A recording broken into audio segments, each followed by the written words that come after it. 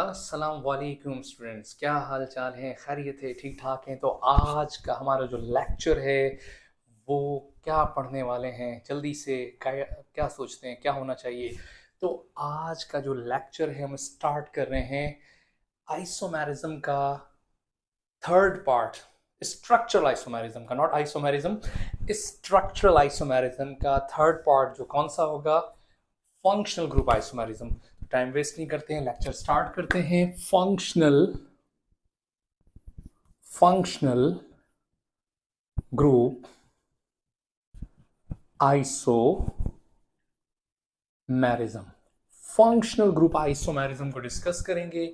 देखें, iso structural isomerism में हम बार बार कह रहे हैं same molecular formula but different structural formula. ऐसा ही है ना, मॉलिक्यूलर फॉर्मूला सेम है, स्ट्रक्चरल में चेंज आ रहा है। अच्छा देखें, जो टॉपिक का नाम होता है ना उसी में चेंज आता है।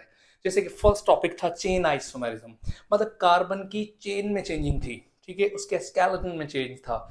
इसी तरह से पोजीशन आइसोमेरिज्म, जहां कार्बन की पोजीशन, जहां फंक्शनल ग्रुप की पोजीशन या पाई बॉन्ड की पोजीशन में चेंजिंग थी। इसी तरह से याद रखिएगा फंक्शनल ग्रुप आइसोमेरिज्म, जहां फंक्शनल ग्रुप ही डिफर हो जाए, फंक्शनल ग्रुप ही चेंज हो जाए, तो उससे हम नाम देते हैं yes functional group isomerism. Clear हो गई बात ये? ठीक है, तो आप डेफिनेशन खुद लिख लें। The same molecular formula, compound have same molecular formula but different functional group is called functional group isomerism। अच्छा देखें, इसको हम एमसीक्यूज के अंदाज में भी पढ़ेंगे और थियोरेटिकल भी पढ़ेंगे। मैं आपको यहाँ एग्जाम्पल देने वाला हूँ जो पॉसिबल एग्जाम्पल है, उसके बाद आपको रट्टा लगाने की, फंक्शनल ग्रुप आइसोमेरिज्म को कभी रट्टा नहीं लगाना पड़ेगा, ये मैं आपसे प्रॉमिस कर सकता हूँ। अगर आपने तरीके से लेक्चर को पढ़ा समझा तो आपको ज़रूरत नहीं है। तो आज से भाई देखें, टॉपिक का नाम ही क्या है? आइसोमेरिज्म में मॉलिक्यूलर फॉर्मूला सेम है, स्ट्रक्चरल फॉर्मूला में डिफर हो, ऐसा ही है ना। डिफरेंस कहां पर आ रहा है? स्ट्रक्चरल। और स्ट्रक्चर में क्या चेंज हो रहा है? पूरा का पूरा फंक्शनल ग्रुप। मतलब हर एक एग्जाम्पल में हर एक कंपाउंड के दो ही आइसोमर्स बनेंगे, ऐसा ही है ना। तीसरा तो नहीं होगा ना, क्योंकि यहाँ पूरा फंक्शनल ग्रुप एक दूसरे में कन्वर्ट होगा, दूसरा तीसरे में नहीं होगा। अच्छा देखें, यहां पर हम सिंपल कर लेते हैं, आप लोगों को समझाने के लिए मैं कह देता हूं भाई आज से आप याद कर लें, चाहे वो कोई से भी बोर्ड की बुक हो, कोई से भी टेक्स्ट हो, न्यू टेक्स्ट हो, ओल्ड हो। अल्कोहल एंड ईथर, ठीक है। Alcohol and ether is an example of functional group isomerism. इसी तरह से मतलब अल्कोहल ईथर में कन्वर्ट होगा, ईथर अल्कोहल में, तीसरा कोई है ही नहीं यहां पर, तो ये तुम्हारा रट्टा ही खत्म हो गया। हमें फॉर्मूलाज तो हम खुद खुद क्रिएट कर लेते हैं, हमने लास्ट लेक्चर में भी पढ़ा था, फॉर्मूलाज तो हम खुद ही बना लेंगे, स्ट्रक्चर भी हम खुद बना लेंगे, तो हमें तो इसकी जरूरत ही नहीं है। नंबर 2 याद रखिएगा, इसमें एग्जांपल हो सकती है अल्डिहाइड एंड कीटोन। अच्छा, इस पर भी एक एमसीक्यूज आया है और आ सकता है, जो मैं यहां पर एज एग्जांपल ही लिख देता हूं। Glucose and fructose is an example of functional group isomerism. ये पेश है 2-3 साल पहले, आपके इंट्रोडक्शन में भी आ चुका है एग्जाम में कि भाई बताएं कौन सी एग्जाम्पल फंक्शनल ग्रुप आइसोमेरिज्म की, तो ऑप्शन था फ्रक्टोज एंड ग्लूकोज का। तो ये भी एग्जाम्पल है, yes, glucose and fructose is an example of functional group isomerism. अच्छा, एक चौथा मैं और लिख देता हूं, कार्ब ऑक्सिलिक एसिड एंड ईस्टर। मतलब ये तो टॉपिक ही आसान हो गया, अगर आपने ये 4 पॉइंट्स याद कर लिए तो हमें पता है इससे बाहर तो जा ही नहीं सकता।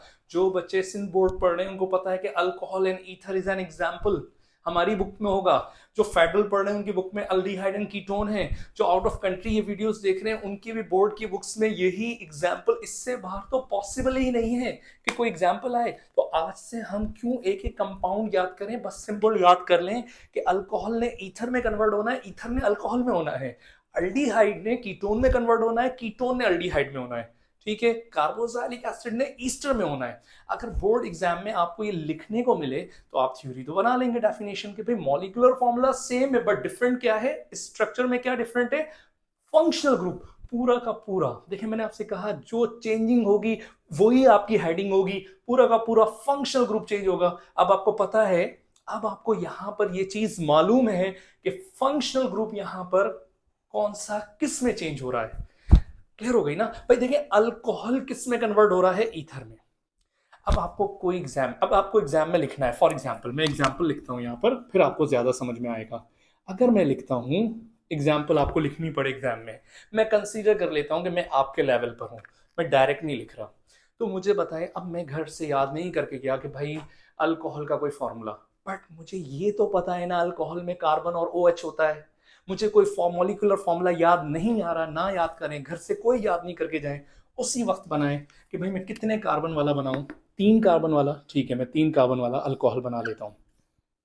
आपकी मर्जी, आप 10 कार्बन वाला बनाएं, मैं तो 3 वाला ही बना रहा हूं भाई। अगर आपके पास कभी फारिग हो, लाइट चली जाए, तो आप ये इसके 10 कार्बन वाला भी बना लें, आपका टाइम पास हो जाएगा। तो रिक्वायर्ड 3, रिक्वायर्ड 2, रिक्वायर्ड 2, 1 2 3 कार्बन, ये हमने मॉलिक्यूलर लिखा। 3 and 2 5, 5 and 2 7, और ये हमने लिख दिया OH।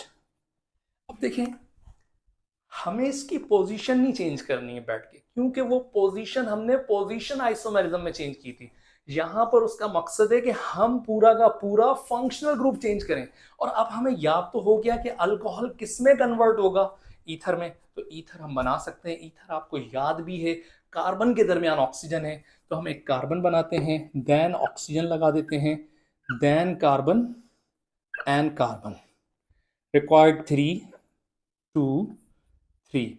आपने इन दोनों का नाम नहीं लिखा, अगर नहीं लिखते तो ठीक है, कोई गलती कंसीडर नहीं होगी, परेशान ना हो। लिख देते हैं तो अच्छी बात है, नहीं लिखते तो कोई मसला नहीं, क्योंकि आपने फंक्शनल ग्रुप चेंज करके दिखा दिया है। तो कार्बन देखें 1 2 3, हाइड्रोजन देखें 3 and 3 6 and 2 कितने होगा यहां पर 7 और 1 8, एंड 1 ऑक्सीजन। तो दोनों का मॉलिक्यूलर फॉर्मूला क्या हुआ, सेम हुआ, बट दोनों में चेंजिंग क्या है, फंक्शनल ग्रुप की। यहां अल्कोहल है, यहां पर ईथर है। अगर नाम लिखना चाहें तो लिख दें, 3 कार्बन को कहेंगे प्रोपेन और लास्ट में ओल। ये short chain connect with oxygen तो बनेगा मीथ ऑक्सी, और रिमेनिंग कार्बन इथेन, मैंने नाम भी लिख दिया।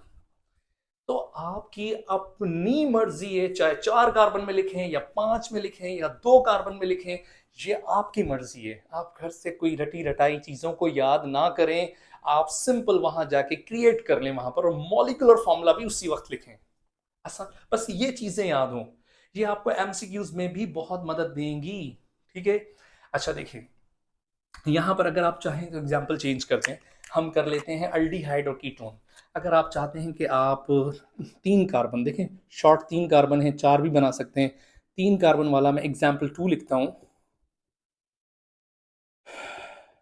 सेकंड एग्जाम्पल, मैं यह 3 कार्बन वाला अल्डिहाइड बनाऊं, रिक्वायर्ड 2, रिक्वायर्ड 3।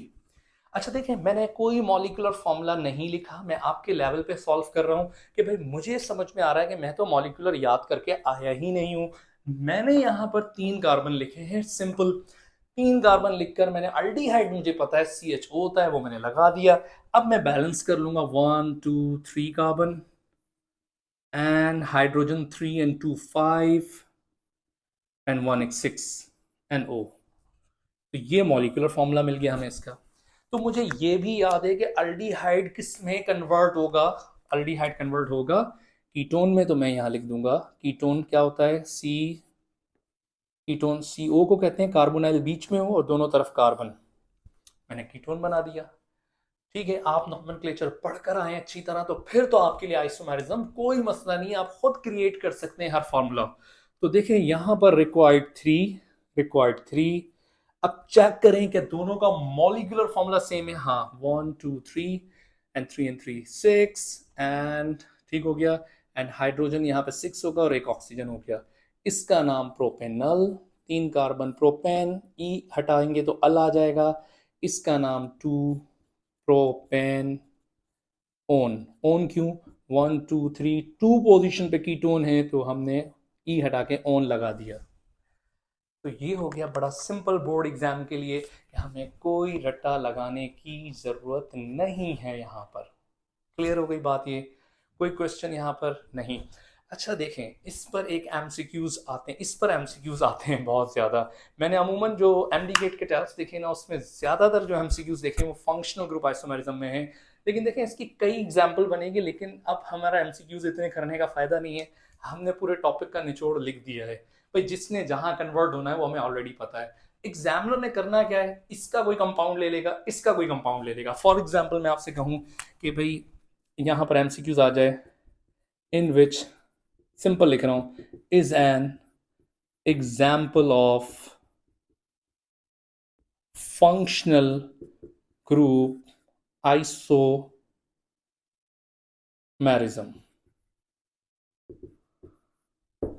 सही है।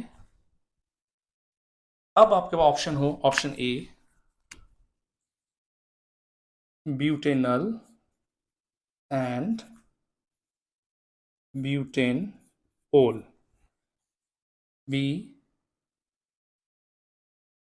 पेंटेनोन एंड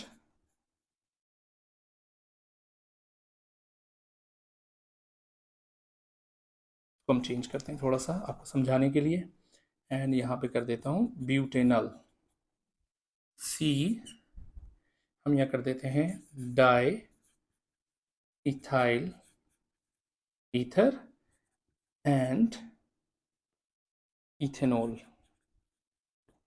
ठीक है, यह हम कर देते हैं D di methyl ether and ethyl, common name भी डाल दिया मैंने, क्योंकि हम अच्छा क्यों करें, हम थोड़ा सा मुश्किल भी बना लें इसको। तो आपके पास एक एमसीक्यूज आया है कि ये in which is an example of functional group isomerism.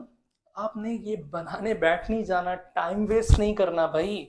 आपको देखें, मैं इंट्रोडक्स पढ़ाता आया हूँ और मैं स्टूडेंट से कहता रहा हूँ पिछले 10 सालों में कि भाई आप शॉर्टकट की लेकर आएँ, शॉर्टकट की लेकर आएँ। ये जो थ्योरेटिकल बोर्ड भर देते हैं हमारे यहाँ टीचर्स, एमसीक्यूज, टाइम वेस्ट हो रहा होता है, चैप्टर निकाल देते हैं, जो काम की बातें हैं उनको थ्योरेटिकली बता दें एमसीक्यूज में। भाई ठीक है, जब तक मैं आपको बोर्ड एग्जाम के हिसाब से पढ़ा रहा था तो मैंने ये सारा लिखा, ठीक है, बट एमसीक्यूज लिख रहा हूं तो मैं ये थोड़ी कहूंगा कि अब मैं बोर्ड भरूं, डेफिनेशन लिखूं। शॉर्टकट है, सिंपल है। देखें, आपके पास है in which is an example of functional group isomerism. हमें बस घर से ये तैयारी करके जानी है कौन सा फंक्शनल ग्रुप किस में कन्वर्ट होगा, और दूसरा मॉलिक्यूलर फॉर्मूला कभी चेंज नहीं होगा, वो दोनों का सेम ही रहेगा। तो देखिए ब्यूटेनल, ठीक है, 4 कार्बन, यूं सॉल्व कर लें, 4 और 4, हाँ सही है, ओके। बट ये अल है, ये ओल है, अल्डिहाइड ओल, यस ओल, अल्कोहल, तो अल ओल में कन्वर्ट होगा, यस या नो, नहीं। तो ये तो आपका हो गया रॉन्ग, क्योंकि आपको याद होगा अल्डिहाइड कीटोन में कन्वर्ट होगा, ठीक है। ये है पेंट, 5 कार्बन, ये है ब्यूट, यहीं पे खत्म हो गई बात। एक 5 एक 4 है, ये हो नहीं सकता, बात की बात है। फंक्शन भले वो सही लिखा हुआ, एक जगह देखें ओन लिखा हुआ, एक जगह अल लिखा हुआ है तो सही, कीटोन कन्वर्ट किस में हुआ है, अल्डिहाइड में, लेकिन यहां कार्बन खराब हो गए। अब ये नहीं कि आप टाइम वेस्ट करें, सारे बनाने बैठ जाए, नहीं भाई, आप डायरेक्ट सॉल्व करें।